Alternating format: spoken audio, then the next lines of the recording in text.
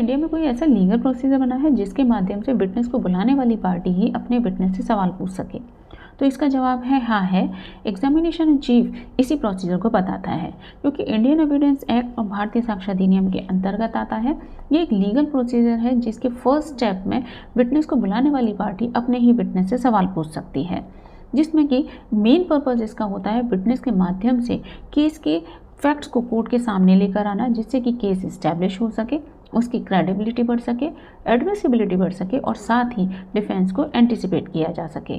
अब इसके legal provisions को भी जान लेते हैं, जिसमें सबसे पहले आता है इंडियन एविडेंस एक्ट का सेक्शन 137। इस सेक्शन में एग्जामिनेशन चीफ को डिफाइन किया गया है और नए कानून जो कि भारतीय साक्ष्य अधिनियम 2023 में सेम प्रोसीजर को बताया गया है। नेक्स्ट प्रोविज़न है वो है सेक्शन 138, जो कि ऑर्डर ऑफ एग्जामिनेशन को बताता है।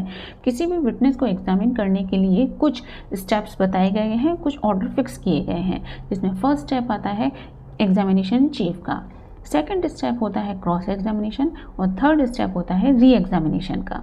नेक्स्ट प्रोविज़न है इसमें वो है सेक्शन 142 के तहत लीडिंग क्वेश्चंस का। तो एग्जामिनेशन इन चीफ के दौरान किसी भी विटनेस से लीडिंग क्वेश्चंस पूछना प्रोहिबिटेड है, यानी कि उस विटनेस से सूचक प्रश्न नहीं किए जा सकते, यानी कि ऐसे प्रश्न जिनका जवाब हाँ या ना हो। सिविल केसेस में एग्जामिनेशन चीफ को एफिडेविट के आधार पर कंडक्ट किया जा सकता है, जो कि सीपीसी के ऑर्डर 18 रूल 4 में बताया गया है, और क्रिमिनल केसेस में इसको ओरली कंडक्ट किया जा सकता है।